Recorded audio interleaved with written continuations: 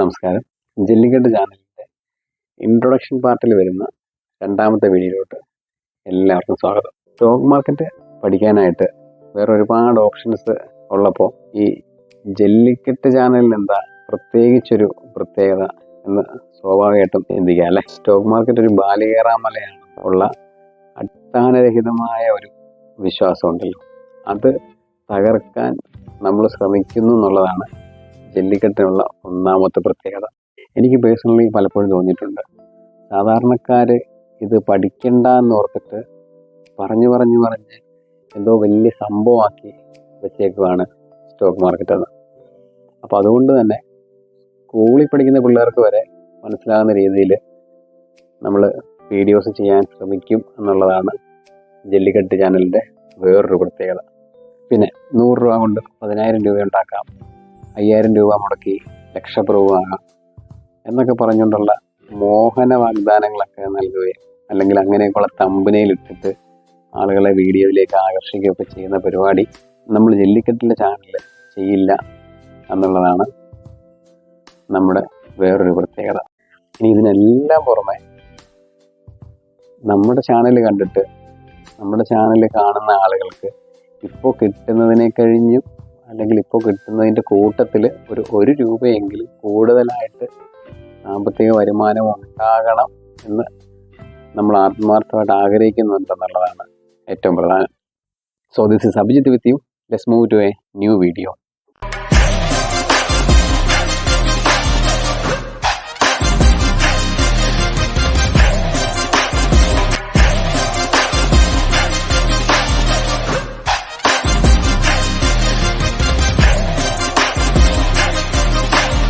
Introduction video തന്നെ ഇങ്ങനെ 3 പാർട്ടായിട്ട് ചെയ്യുന്നത് കുറച്ച് റിയൽ ലൈഫ് എക്സാമ്പിളുകളും കഥകളും ഒക്കെ ഉൾപ്പെടുത്തി ആ സ്റ്റോക്ക് മാർക്കറ്റിന്റെ ഒരു വർക്കിങ്ങിന്റെ ബേസിക് കാര്യങ്ങളും അതിൻ്റെ ഒരു അടിത്തറയും നല്ല ശക്തമായിട്ട് തന്നെ നിങ്ങളിലേക്ക് എത്തിക്കാൻ വേണ്ടിയാണ്. അപ്പോൾ നമ്മുടെ അടിത്തറ നല്ല ശക്തിയിൽ നമ്മൾ ചെയ്തെടുക്കുകയാണെന്നുണ്ടെങ്കിൽ അതിൻ്റെ മുകളിലേക്ക് നമുക്ക് എത്ര നില വേണമെങ്കിലും നമ്മുടെ ഇഷ്ടം പോലെ പണിയാം അല്ലേ. അതുകൊണ്ട് തന്നെയാണ് ഇപ്പോൾ ചാനലിൽ നമ്മൾ ഷോർട്ട് വീഡിയോസും അല്ലെങ്കിൽ റീൽസ് പോലെയുള്ള കാര്യങ്ങളൊന്നും ചെയ്യാതിരിക്കുന്നത്.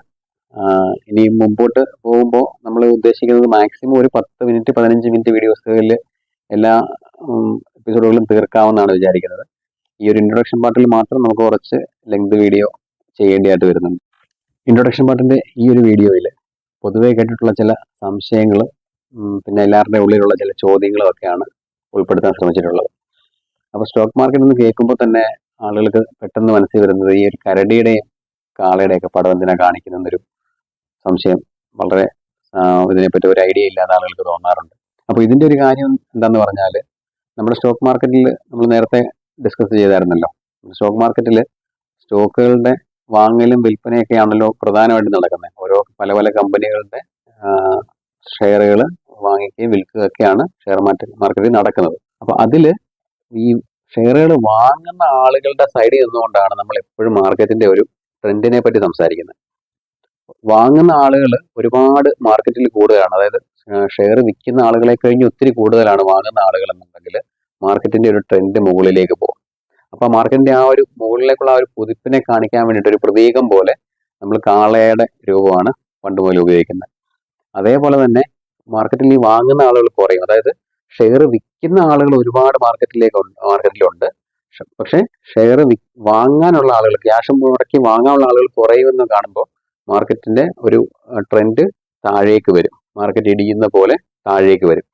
അപ്പൊ ആ താഴേക്ക് വരുന്ന ആ ഒരു തണുപ്പൻ പ്രതികരണം ഉണ്ടല്ലോ, അതായത് വാങ്ങുന്ന ആളുകളുടെ ആ ഒരു തണുപ്പൻ പ്രതികരണത്തെ കാണിക്കാൻ വേണ്ടിയാണ് നമ്മൾ കരടിയുടെ രൂപം ഒരു പ്രതീകം പോലെ ഇട്ടേക്കുന്നത്. ഈ 2 കേസിൽ, അതായത് നമ്മൾ മാർക്കറ്റ് മുകളിലേക്ക് കുതിക്കുന്ന ആ ഒരു ഭാഗത്തിനെയും മാർക്കറ്റ് താഴേക്ക് പോകുന്ന ആ ഒരു ട്രെൻഡിനെയും നമ്മൾ ഇതേ ആനിമൽസിന്റെ പേര് വെച്ചിട്ട് തന്നെയാണ് ആ ട്രെൻഡിനെയും നമ്മൾ പറയുന്നത്. അതായത് മാർക്കറ്റ് മുകളിലേക്ക് പോകുമ്പോൾ ആ ഒരു കുതിപ്പിനെ കാണിക്കാൻ കാളയുടെ പടം കാണിക്കുന്നത് പോലെ തന്നെ അങ്ങനെ കുതിച്ചു പോകുന്ന മാർക്കറ്റിനെ നമ്മൾ ബുള്ളിഷ് മാർക്കറ്റ് എന്നും പറയും. പിന്നെ മാർക്കറ്റ് ഇതിനെ പോലെ വാങ്ങുന്ന ആളുകൾ കുറഞ്ഞിട്ടൊരു തണുപ്പ് മട്ടിലിരിക്കുമ്പോൾ അതിന് കരടിയുടെ പടമാണ് കാണിക്കുന്നത്. അതേപോലെ തന്നെ അങ്ങനെ താഴേക്ക് പോകുന്ന മാർക്കറ്റിന് നമ്മൾ കരടിയുടെ പേര് ചേർത്ത് ബീറിഷ് മാർക്കറ്റ് എന്നും പറയും. ഇങ്ങനെ ഒരു കൺസെപ്റ്റ് ഉള്ളത് കൊണ്ടാണ് സ്റ്റോക്ക് മാർക്കറ്റിന്റെ കാര്യങ്ങൾ കാണിക്കുമ്പോൾ ഒന്നെങ്കിൽ ഈ കരടിയുടെയോ അല്ലെങ്കിൽ ഈ ഒരു കാളയുടെയോ പടമൊക്കെ കാണിക്കുന്നത്. ഇതുവരെ സ്റ്റോക്ക് മാർക്കറ്റ് എന്താണെന്ന് പഠിക്കാത്തവരും അല്ലെങ്കിൽ പഠിക്കാൻ നോക്കിയിട്ട് നടക്കാതെ പോയവരും ഒക്കെ പറയുന്നൊരു കാര്യമുണ്ട്. ഇത് അല്ലെങ്കിൽ അവരൊക്കെ വിചാരിച്ചു വെച്ചിരിക്കുന്ന ഒരു കാര്യമുണ്ട്. ഇതെന്തോ റോക്കറ്റ് സയൻസ് പോലെ സംഭവമാണ്, ഒരു ആവറേജ് മനുഷ്യനെ കൊണ്ടൊന്നും ഇത് നടക്കത്തില്ല എന്ന്. ഇങ്ങനെയുള്ള ചില ധാരണകളൊക്കെ നമുക്ക് നേരത്തെ തന്നെ മാറ്റിയെടുത്താൽ മാത്രമേ ഈ ചാനലിന്റെ മുമ്പോട്ടുള്ള വീഡിയോസൊക്കെ ഇങ്ങനെ തെറ്റായ ചില ധാരണകൾ വെച്ചുകൊണ്ട് നിങ്ങൾ കാണാതിരിക്കത്തുള്ളൂ. അപ്പോൾ അതുകൊണ്ടാണ് നമ്മൾ ഇൻട്രൊഡക്ഷൻ പാർട്ടിൽ ഇങ്ങനെയുള്ള കാര്യങ്ങളൊക്കെ സോൾവ് ചെയ്തിട്ട് മുമ്പിലേക്കുള്ള വീഡിയോസ് ചെയ്യാമെന്ന് വിചാരിക്കുന്നത്. അപ്പോൾ ഈ ഒരു കേസ് പറഞ്ഞാൽ ഇത് സ്റ്റോക്ക് മാർക്കറ്റ് എന്തോ വലിയ റോക്കറ്റ് സയൻസ് ആണെന്നൊക്കെ വിചാരിച്ചുകൊണ്ടിരിക്കുന്ന ആളുകളുടെ ഒരു കാര്യം പറഞ്ഞാൽ നമുക്കൊരു എക്സാമ്പിൾ നോക്കാം.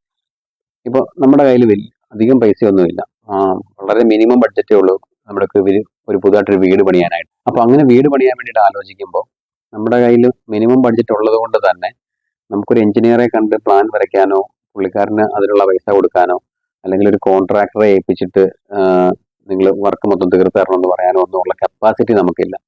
അപ്പം അങ്ങനെ കപ്പാസിറ്റി ഇല്ലെങ്കിൽ നമ്മൾ എന്ത് ചെയ്യും? നമ്മൾ വീട് പണിയാതിരിക്കുമോ? ഒരിക്കലും ഇല്ല.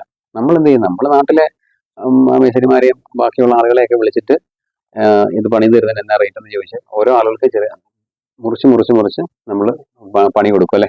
അങ്ങനെ പണി അവരെ ഏൽപ്പിച്ചിട്ട് നമ്മൾ എങ്ങനെയെങ്കിലുമൊക്കെ ആ വീട് പണി തീർത്തെടുക്കും. ഇനി വേറൊരു എക്സാമ്പിൾ ഞാൻ പറയാം. നമ്മുടെ കയ്യിൽ 5 പൈസ ഇല്ലെന്ന് വിചാരിക്കാം. നമുക്കൊരു പനി വന്നു, അല്ലെങ്കിൽ നമുക്കൊരു ചുമ വന്നു, അല്ലെങ്കിൽ വേറെ എന്തെങ്കിലും ചെറിയൊരു ബുദ്ധിമുട്ട് വന്നു ശരീരത്തിന്. നമ്മൾ ക്യാഷ് ഇല്ലാത്തത് കൊണ്ട് കടം വാങ്ങിച്ചിട്ട് ഡോക്ടറെ കാണാമെന്ന് വിചാരിക്കുമോ? അതോ ഇത് ചെറിയൊരു പനിയല്ലേ, അല്ലെങ്കിൽ ഒരു ജലദോഷമല്ലേ എന്ന് വിചാരിച്ച് നമ്മളെ കൊണ്ട് അറിയാവുന്ന ചില പൊടിക്കൈകൾ ചെയ്യാൻ നോക്കുമോ? സ്വാഭാവികമായിട്ടും നമുക്ക് അറിയാവുന്ന ചില പൊടിക്കൈകളൊക്കെ ചെയ്ത് നോക്കും അല്ലേ. അറിയാം, അങ്ങ് മാർട്ടെന്ന് കരുതും. അതേപോലെ തന്നെ നമുക്ക് കുറച്ച് സ്വർണം വാങ്ങിക്കണം. ഒരു ഭാവിയിലേക്ക് ഒരു മുതൽക്കൂട്ടായിക്കോട്ടെ എന്ന് വിചാരിച്ചിട്ട് നമ്മൾ കുറച്ച് സ്വർണം വാങ്ങിക്കാൻ പ്ലാൻ ചെയ്തു. അതിപ്പോൾ 1 ഗ്രാം ആയിക്കോട്ടെ, അര പവനായിക്കോട്ടെ, 1 പവനായിക്കോട്ടെ, എത്രയെങ്കിലും ആയിക്കോട്ടെ, നമ്മുടെ കുഞ്ഞിനൊരു കുഞ്ഞ് മോതിരം ആയിക്കോട്ടെ, നമ്മളങ്ങനെ പ്ലാൻ ചെയ്യുന്നു. ഇങ്ങനെ പ്ലാൻ ചെയ്ത് ആ സ്വർണം വാങ്ങിക്കാൻ പോകുമ്പോൾ ഇന്റർനാഷണൽ മാർക്കറ്റിലെ സ്വർണത്തിന്റെ ഫ്ലക്ച്വേഷന് അല്ലെങ്കിൽ ഒരു 2 മാസം കഴിയുമ്പോൾ സ്വർണത്തിന്റെ വില ഇടിയാൻ ചാൻസ് ഉണ്ട്. ഇങ്ങനെയൊക്കെ പറഞ്ഞുകൊണ്ട് നമ്മൾ വലിയ അനാലിസിസ് ചെയ്തിട്ടൊന്നും അല്ലല്ലോ സ്വർണം വാങ്ങിക്കുന്നത്. നമുക്ക് ഭാവിയിലേക്ക് ഒരു മുതൽക്കൂട്ടാൻ തോന്നുന്നു, നമ്മൾ പോയി വാങ്ങിക്കുന്നു. ഇപ്പൊ ഈ പറഞ്ഞ കേസിലൊക്കെ ഒരു എഞ്ചിനീയറുടെ പണി നമുക്കറിയില്ല, പക്ഷെ ആ ഒരു പണി ഏകദേശം നമ്മൾ എങ്ങനെയൊക്കെയോ ചെയ്തു.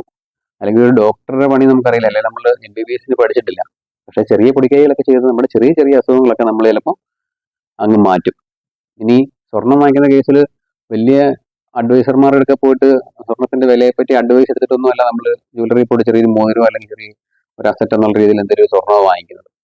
അപ്പോൾ ഈ കാര്യങ്ങളിലൊക്കെ നമുക്ക് അങ്ങനെ ചെയ്യാമെന്നുണ്ടെങ്കിൽ അതേപോലെ തന്നെ റിസ്ക് കുറവായിട്ടുള്ള നമ്മളെ കൊണ്ട് ചെയ്യാൻ പറ്റുന്ന ഒരുപാട് കാര്യങ്ങൾ സ്റ്റോക്ക് മാർക്കറ്റിലും ഉണ്ട്. അപ്പോൾ അങ്ങനെയുള്ള കാര്യങ്ങളിൽ നമ്മളൊന്ന് അറിയുകയോ അല്ലെങ്കിൽ അത് പഠിക്കുകയോ ചെയ്തു കഴിഞ്ഞാൽ ഈ പറയുന്ന വലിയ സംഭവങ്ങളിലേക്ക് ഒന്നും എടുത്ത് ചാടേണ്ട ആവശ്യമില്ല. നമുക്ക് ചെറിയ ചെറിയ ചെറിയ ലാഭങ്ങൾ നമ്മളെ കൊണ്ട് പറ്റുന്ന രീതിയിൽ ഈ സ്റ്റോക്ക് മാർക്കറ്റിൽ നിന്ന് എടുക്കാൻ പറ്റും. അപ്പൊ അതുകൊണ്ട് ഇതെന്തോ വലിയ റോക്കറ്റ് സയൻസ് ആണ്, ഇത് എന്നെ കൊണ്ട് പറ്റുന്ന കാര്യമല്ല, അല്ലെങ്കിൽ ഒരു ആവറേജ് മനുഷ്യനെ കൊണ്ട് നടപടിയുള്ള കാര്യമല്ല എന്നൊന്നും വിചാരിച്ചുകൊണ്ട് ആരും മാറി നിൽക്കരുതെന്നാണ് നമുക്ക് പറയാനുള്ളത്. പിന്നെ ഇതൊക്കെ ചുമ്മാ ഊതി ഉറപ്പിച്ച് വെച്ചേക്കുവാണെന്നേ, ആരെങ്കിലുമൊക്കെ കണ്ടിട്ട് പേടിച്ചിട്ട് ഇങ്ങോട്ട് വരാതിരിക്കുവാണെങ്കിൽ വരാതിരുന്നോട്ടെ, അവന് അത്രയും പ്രോഫിറ്റ് കുറഞ്ഞിരുന്നോളൂല്ലോ എന്ന് ബാക്കിയുള്ളവർക്ക് ചിന്തിക്കാമല്ലോ. ഇതിനെ വലിയ ഊതി ഉറപ്പിച്ച് വലിയ സംഭവമാക്കി വെച്ചേക്കുന്ന ആളുകൾക്ക് അങ്ങനെയും ചിന്തിക്കാമല്ലോ. പൊതുവെ എല്ലായിടത്തും കേൾക്കുന്ന വേറൊരു കമന്റാണ്, സ്റ്റോക്ക് മാർക്കറ്റ് എന്ന് പറയുന്നത് നമ്മുടെ കയ്യിലുള്ള കാശ് വെറുതെ കൊണ്ട് കളയാൻ മാത്രമുള്ളൊരു പരിപാടിയാണ്. അങ്ങനെയൊക്കെ വിശ്വസിച്ചിരിക്കുന്ന ആളുകളോട് എനിക്ക് പറയാനുള്ള ഒരു സിമ്പിൾ ആൻസറാണ്, അതായത് മിക്കവാറും അങ്ങനെ ക്യാഷ് കളഞ്ഞവർ അധികം ഒന്നും ഇത് എങ്ങനെ ചെയ്യണമെന്നല്ലേ, ഇത് എന്താണെന്ന് അറിയാതെ ചുമ്മാതെ പോയി ആരെങ്കിലുമൊക്കെ എന്തെങ്കിലുമൊക്കെ പറയുന്നത് കേട്ടിട്ട് ചാടി കയറി അങ്ങോട്ട് ചെന്ന് ക്യാഷ് കളഞ്ഞവരായിരിക്കും. ഇനി അതല്ല, മറ്റു ചില ആളുകൾക്ക് പണക്കാരനായിട്ട് തന്നെ ഇരിക്കട്ടെ, പാവപ്പെട്ടവൻ പാവപ്പെട്ടവനായിട്ട് തന്നെ ഇരിക്കട്ടെ എന്ന് ചിന്ത ഉള്ളത് കൊണ്ടാണ് തോന്നുന്നു പൊതുവെ ഇങ്ങനെ ഈ ഒരു കാര്യം ഇങ്ങനെ എല്ലായിടത്തും പറഞ്ഞു നടക്കുന്നത്. അങ്ങനെ പറഞ്ഞു നടന്നു കഴിഞ്ഞാൽ പിന്നെ സാധാരണ ആളുകൾ എപ്പോഴും പാവപ്പെട്ടവനായിട്ട് തന്നെ ഇരുന്നോളുമല്ലോ.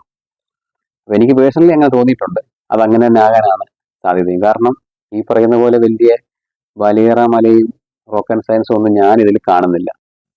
ഇനി നമുക്കിടയിൽ വേറെ ഒരു ടൈപ്പ് ആളുകളുണ്ട്, അവരുടെ കാര്യം വലിയ രസമാണ്. അവർ പറയുന്നത് സ്റ്റോക്ക് മാർക്കറ്റ് ഒരു ലോട്ടറി ഒക്കെ പോലെയാ, ചിലർക്ക് കിട്ടും ബാക്കിയുള്ളവർക്ക് കിട്ടത്തില്ല. മറ്റേ ഈ നമ്മൾ പറഞ്ഞില്ലേ, കിട്ടിയാ കിട്ടി പോയാ പോയി, ആ ഒരു സെറ്റപ്പാണ് സ്റ്റോക്ക് മാർക്കറ്റ് എന്ന്. അപ്പോൾ അങ്ങനെ അല്ലെങ്കിൽ ഇതൊരു ആളുകളെ പറ്റിക്കുന്ന പരിപാടിയാണെന്നൊക്കെ ഉള്ള ഒരു പറച്ചിലുണ്ട് ഇങ്ങനെയുള്ള ചില ആളുകൾക്ക്. അപ്പൊ അങ്ങനെയുള്ള ആളുകളോട് ഇതൊരു പറ്റിയ പരിപാടിയല്ലേ അത്, അല്ലെങ്കിൽ ഇതൊരു ലോട്ടറി അല്ലേ എന്നൊക്കെ എന്നോട് ചോദിച്ചാൽ സത്യം പറഞ്ഞ് എനിക്ക് അതിനൊരു ഉത്തരവില്ല. പക്ഷെ അങ്ങനെയുള്ള ആളുകളോട് ചോദിക്കാൻ എനിക്കൊരു ചോദ്യമുണ്ട്. അതായത് നമ്മൾ LICയോ അല്ലെങ്കിൽ SBI ലൈഫ് പോലെയൊക്കെ ഉള്ള പോളിസികളൊക്കെ എടുക്കും അല്ലേ.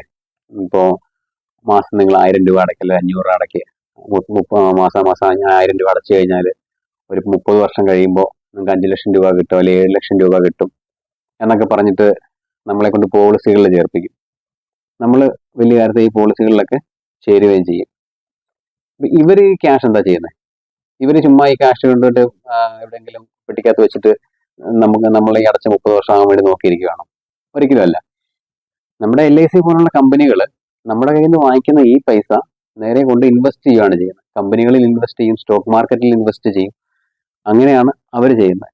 അങ്ങനെ നമ്മൾ മാസാമാസം 1000 രൂപ വെച്ച് കൊടുക്കുന്ന പൈസ ഇവർ 30 വർഷം സ്റ്റോക്ക് മാർക്കറ്റിലും കമ്പനികളിലും ഒക്കെ ഷെയറുകളിൽ ഇൻവെസ്റ്റ് ചെയ്തിട്ട് അതിൽ നിന്ന് അവർ 10, 15, 20 ലക്ഷം രൂപ ഉണ്ടാക്കിയിട്ട് നമുക്ക് അതിൽ നിന്ന് ഒരു 5 ലക്ഷം രൂപ തരും. അപ്പോൾ ഈ പറയുന്ന പോലെ ഒരു ലോട്ടറി പരിപാടിയാണ് ഈ ഷെയർ മാർക്കറ്റ് എന്നുണ്ടെങ്കിൽ ഇത്രയും വലിയ ജോലിക്കാർ അല്ലെങ്കിൽ ഇത്രയും വലിയ ക്വാളിഫൈഡ് ഉള്ള ആളുകളെ LICയുടെയോ അല്ലെങ്കിൽ SBI ലൈഫ് പോലുള്ള ഇൻവെസ്റ്റ്മെന്റ് കമ്പനികളുടെ തലപ്പത്ത് പിടിച്ചിരുത്തിയിട്ട് നമ്മളുടെ കയ്യിൽ നിന്ന് നമുക്ക് 30 വർഷം കഴിയുമ്പോൾ 5 ലക്ഷം രൂപ തരാമെന്നും പറഞ്ഞ് മാസം പൈസയും വാങ്ങിച്ചിട്ട് വെറും ലോട്ടറി പരിപാടിക്ക് വേണ്ടിയിട്ട് ആ പൈസ കൊണ്ട് അവർ സ്റ്റോക്ക് മാർക്കറ്റ് ഇടുമെന്ന് എനിക്ക് തോന്നുന്നു. അല്ലെങ്കിൽ ഇങ്ങനെ ആലോചിക്കുന്ന ആളുകൾ സ്വന്തമായിട്ട് ഇതിന് ഒരു ഉത്തരം കണ്ടുപിടിച്ചാൽ അല്ലെങ്കിൽ ഉത്തരം ആലോചിച്ചാൽ അവർക്ക് മനസ്സിലാകാനുള്ളതേ ഉള്ളൂ. സ്റ്റോക്ക് മാർക്കറ്റ് വെറും ലോട്ടറി പരിപാടിയാണോ, അതോ ഇത് ചെയ്തു കഴിഞ്ഞാൽ ഉപകാരമുള്ള കാര്യമാണോ? ഇനി ഇതിൻ്റെയൊക്കെ ഇടയ്ക്ക് ജോലിക്ക് പോകുന്ന ആളുകളാണ് വേറൊരു കമന്റ് പറയുന്നത്. നമ്മൾ ഈ രാവിലെ 9 മണിക്ക് ജോലിക്ക് കയറി 5-5:30 വരെ ഓഫീസിലിരുന്ന് തിരിച്ച് വീട്ടിൽ വരുന്ന നമുക്ക് എന്തോന്ന് സ്റ്റോക്ക് മാർക്കറ്റ്, നമ്മൾ എവിടെയായിട്ട് സ്റ്റോക്ക് മാർക്കറ്റ് നോക്കാനാണെന്ന് തമാശ രീതിയിലാണോ സീരിയസ് ആയിട്ടാണോ എന്നറിയില്ല, ഞാൻ ഈ ചോദിക്കാറുള്ളപ്പോൾ പറയാമെന്ന് കേട്ടിട്ടുണ്ട്. അതിനുള്ള ഉത്തരം നമ്മൾ മുമ്പോട്ടുള്ള വീഡിയോസിൽ വളരെ ഡീറ്റെയിൽ ആയിട്ട് ചെയ്യുന്നതാണ്. പക്ഷെ ഇപ്പോൾ ഒന്ന് ചെറിയ രീതിയിൽ ചുരുക്കി പറയാനാണെങ്കിൽ, ഇപ്പോൾ 9:15 നമ്മൾ കമ്പ്യൂട്ടർ തുറന്ന് വെച്ച് ഷെയർ മാർക്കറ്റിന്റെ ചാർട്ട് ഓപ്പൺ ആക്കി വെച്ച് 3:30 വരെ ഇരുന്ന് ട്രേഡ് ചെയ്ത് പുറത്തിറങ്ങുന്നത് മാത്രമല്ല സ്റ്റോക്ക് മാർക്കറ്റ്. സ്റ്റോക്ക് മാർക്കറ്റിൽ എല്ലാത്തരം ആളുകൾക്കും പറ്റുന്ന അവസരങ്ങളുണ്ട്. പക്ഷേ അതൊന്നും നമ്മളിലേക്ക് എത്തുന്നില്ല എന്നുള്ളതാണ് ഒരു പ്രധാന പ്രശ്നം. അല്ലെങ്കിൽ നമ്മൾ അത് എന്തൊക്കെയാണെന്ന് അറിയാൻ ശ്രമിക്കുന്നില്ല എന്നുള്ളതാണ് പ്രധാനപ്പെട്ട ഒരു പ്രശ്നം. അങ്ങനെയൊക്കെയുള്ള പ്രശ്നങ്ങൾക്ക് നമ്മുടെ മുമ്പോട്ടുള്ള വീഡിയോസ് പരിഹാരമാകട്ടെ, അല്ലെങ്കിൽ ആകുമെന്ന് ഞാൻ പ്രതീക്ഷിക്കുന്നു. ഇനി സ്റ്റോക്ക് മാർക്കറ്റിനെ പറ്റി കുറച്ചെന്തെങ്കിലുമൊക്കെ അറിയാവുന്ന, എന്നാൽ ഒരുപാടൊന്നും അറിയത്തില്ല, കുറച്ചൊക്കെ അറിയാവുന്ന ആളുകൾ മടിച്ച് നിൽക്കുന്നതിന് പുറകെ വേറൊരു കാര്യം പറയാറുണ്ട്. അവർക്ക് കൺഫ്യൂഷനാണ്. സ്റ്റോക്ക് മാർക്കറ്റ് കേൾക്കുമ്പോൾ അവർക്ക് ഒരുപാട് ഓപ്ഷനുകൾ അറിയാം. അതായത് ട്രേഡിംഗ് ഉണ്ട്, മ്യൂച്വൽ ഫണ്ട് ഉണ്ട്, SIP എന്ന് കേൾക്കുന്നുണ്ട്, ബോണ്ടുകൾ എന്ന് കേൾക്കുന്നുണ്ട്, അങ്ങനെ ഇൻവെസ്റ്റ്മെന്റുകൾ എന്ന് കേൾക്കുന്നുണ്ട്. ഇങ്ങനെ ഒരുപാട് കാര്യങ്ങൾ കേൾക്കുന്നുണ്ട്. പക്ഷെ ഇതിൽ ഏതാണ് നല്ലതെന്ന് അറിയത്തില്ല. അതുകൊണ്ട് ഏതിലേക്ക് ഇറങ്ങണം എന്നറിയാതെ ഇങ്ങനെ കൺഫ്യൂഷൻ ആയിട്ടിരിക്കുവാണ് എന്ന് പറയുന്ന ആളുകളെ കണ്ടിട്ടുണ്ട്. അപ്പോൾ അതിനൊരു മറുപടി എന്ന് പറഞ്ഞു കഴിഞ്ഞാൽ അതിന് കൃത്യമായിട്ടൊരു മറുപടി ഇല്ല.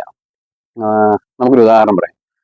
അതായത് നിങ്ങൾ ചില ആളുകൾക്കൊക്കെ ബൈക്കിൽ റൈഡ് പോകാൻ ഭയങ്കര ഇഷ്ടമായിരിക്കും അല്ലേ. ലോങ് ട്രിപ്പ് ഒക്കെ പോകാനായിട്ട് ബൈക്ക്, ബുള്ളറ്റ് ഒക്കെ എടുത്ത് പോകാൻ ഇഷ്ടമായിരിക്കും. പക്ഷെ വേറെ ചില ആളുകൾക്ക് കാർ എടുത്ത് പോകാനായിരിക്കും ഇഷ്ടം.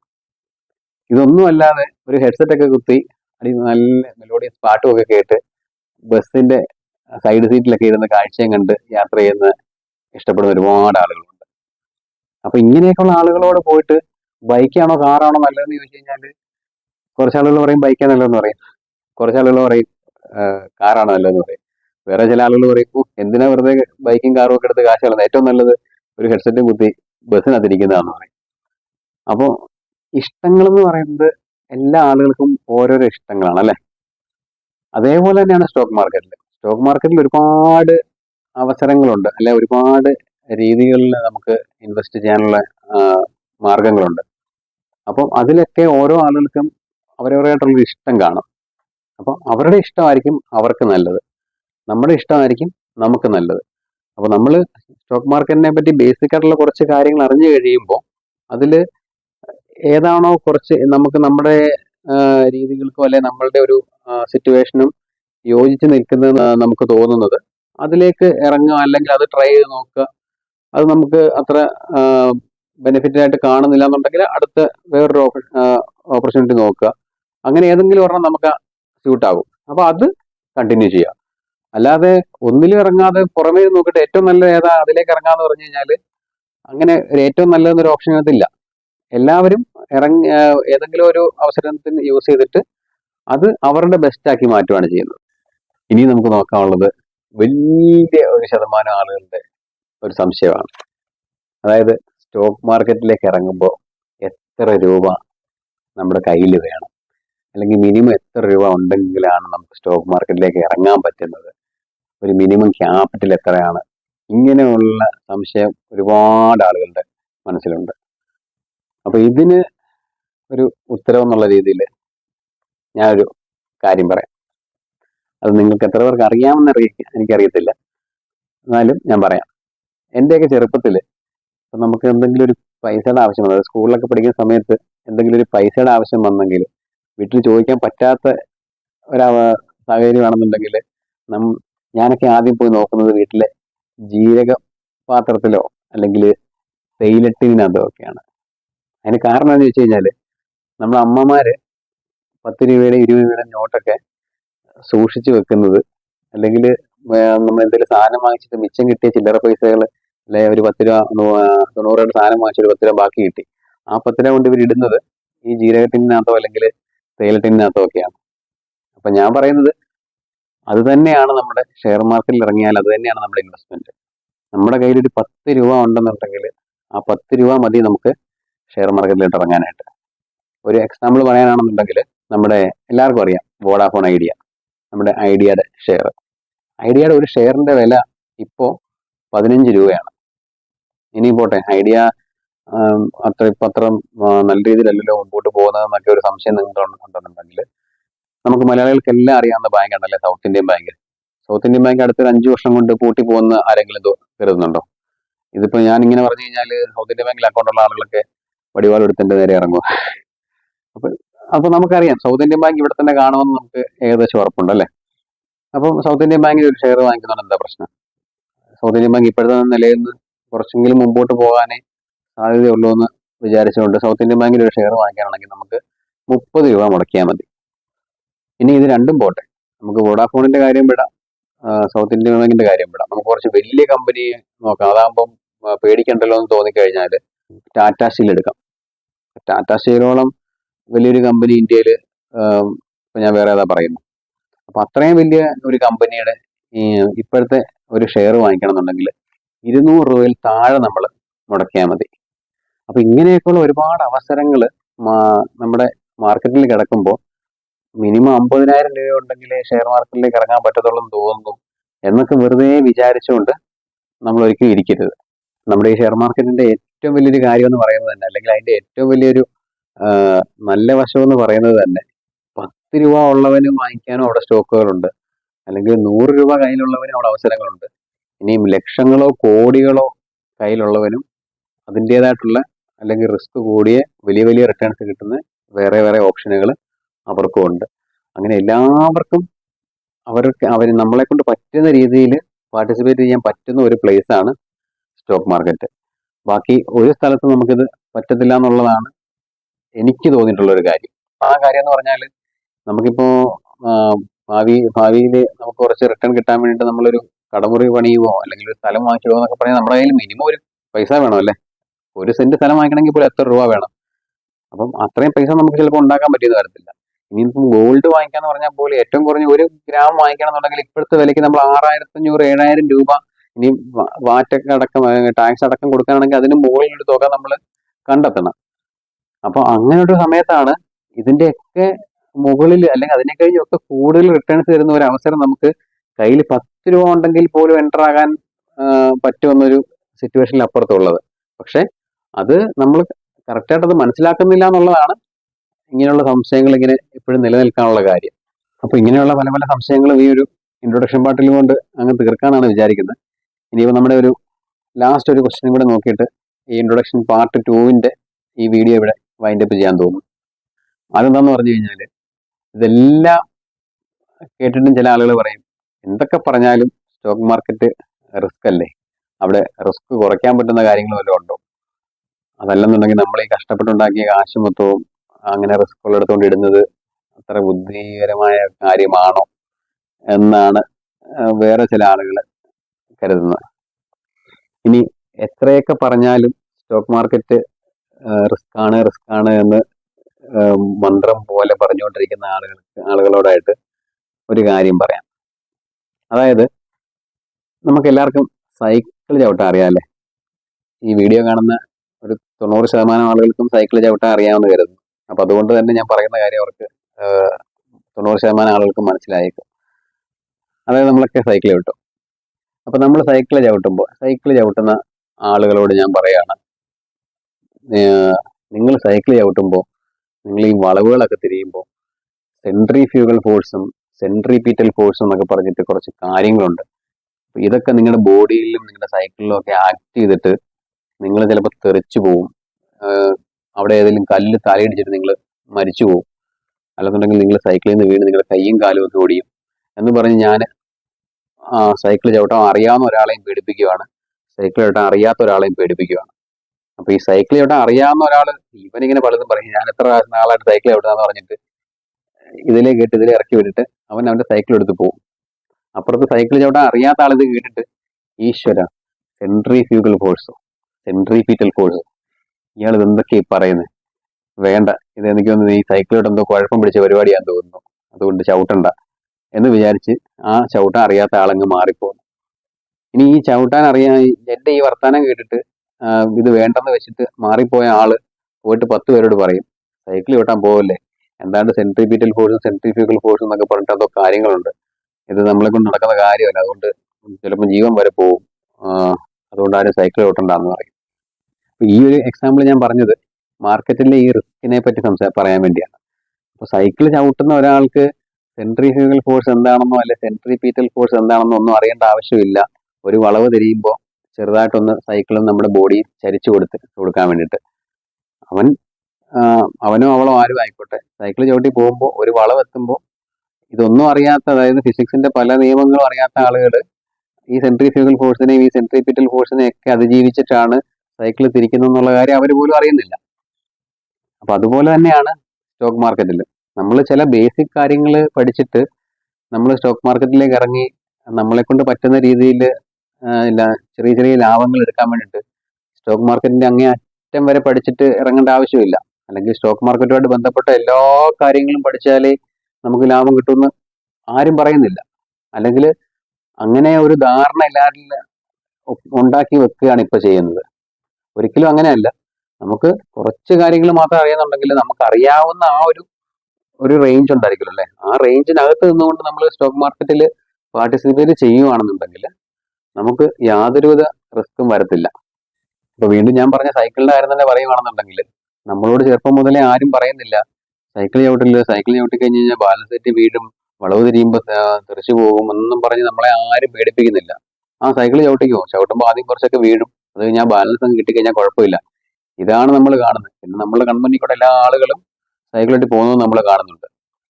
അപ്പോൾ സ്റ്റോക്ക് മാർക്കറ്റിന്റെ കേസിൽ വരുമ്പോൾ അവിടെയും ഈ ഒരു തീര് തന്നെയാണ് വർക്കൗട്ട് ആകുന്നത്. അവിടെ നമ്മൾ പണ്ട് സൈക്കിൾ ചവിട്ടി വീണ് കഴിഞ്ഞാൽ തിരിച്ച് കയറി വീണ്ടും ആ സൈക്കിളിന്റെ ബാലൻസ് കിട്ടാൻ വേണ്ടിയിട്ട് പരിശ്രമിക്കുമായിരുന്നു. പക്ഷെ സ്റ്റോക്ക് മാർക്കറ്റിൽ സംഭവിക്കുന്നത് ഒരു പ്രാവശ്യം ഒരു നഷ്ടം വന്നല്ലേ രണ്ടാമത്തെ പ്രാവശ്യം നഷ്ടം വന്നു, അത് എന്തുകൊണ്ട് വന്നു, അത് എങ്ങനെ ഓവർകം ചെയ്ത് എനിക്ക് കറക്റ്റായിട്ട് പോകാമെന്ന് ആരും ചിന്തിക്കത്തില്ല. 1 or 2 പ്രാവശ്യം ഒരു നഷ്ടം കാണുമ്പോഴത്തേനും അവിടെ നിന്ന് ഇങ്ങനെ പോരുന്നിട്ട് ബാക്കിയുള്ള ആളുകളെയും കൂടെ പേടിപ്പിക്കുകയാണ്. അപ്പൊ സൈക്കിളിന്റെ കേസിൽ നമുക്ക് അങ്ങനെ ഒരു പേടി കിട്ടാത്തതുകൊണ്ട് നമുക്കതൊരു പ്രശ്നമല്ല. പക്ഷെ സ്റ്റോക്ക് മാർക്കറ്റിന്റെ കേസിൽ ആവശ്യമില്ലാത്ത ചില പേടികൾ എവിടെ നിന്നൊക്കെയോ കിട്ടുന്നത് കൊണ്ടാണ് പിന്നെയും ആളുകൾ മടിച്ചു നിൽക്കുന്നത്. അപ്പോൾ ഈ സെൻട്രിപീറ്റൽ ഫോഴ്സിനെയും അല്ലെ സെൻട്രിഫ്യൂഗൽ ഫോഴ്സിനെയും അല്ലെങ്കിൽ സൈക്കിളിന്റെ ബാലൻസിങ്ങിനെ ഒന്നും പേടിക്കാതെ നമ്മൾ സൈക്കിൾ ചവിട്ടുന്ന പോലെ സിമ്പിളായിട്ട് സ്റ്റോക്ക് മാർക്കറ്റിന്റെ കാര്യങ്ങളും പഠിച്ച് നമ്മുടെ ഈ ജല്ലിക്കെട്ട് ചാനലിലൂടെ സ്റ്റോക്ക് മാർക്കറ്റിലെ കാളയുമായിട്ടുള്ള ആ ഒരു ജല്ലിക്കെട്ടിന് വേണ്ടിയിട്ട് നമുക്കെല്ലാം ഒരുമിച്ച് പ്രിപ്പയർ ആകാം, അല്ലെങ്കിൽ ആ ഒരു സ്റ്റോക്ക് മാർക്കറ്റിലേക്ക് നമുക്ക് കടന്നിട്ട് ഒരുമിച്ച് മുന്നേറാമെന്ന് ആഗ്രഹിക്കുന്നു. അങ്ങനെ നമ്മൾ ഈ വീഡിയോ ഇവിടെ വൈൻഡപ്പ് ചെയ്യുകയാണ്. സ്റ്റോക്ക് മാർക്കറ്റുമായിട്ട് ബന്ധപ്പെട്ട് പൊതുവിലുണ്ടാകുന്ന ചില സംശയങ്ങളും ചില ചോദ്യങ്ങളും ഒക്കെ ഒന്ന് ക്ലിയർ ചെയ്യാമെന്നാണ് ഈ പാർട്ട് 2 വീഡിയോയിൽ നമ്മൾ കരുതിയിരുന്നത്. അപ്പൊ അത് വിജയം കണ്ടു എന്ന് ഞാൻ വിശ്വസിക്കുന്നു. അടുത്ത വീഡിയോ കാണുന്നവരെ ബൈ.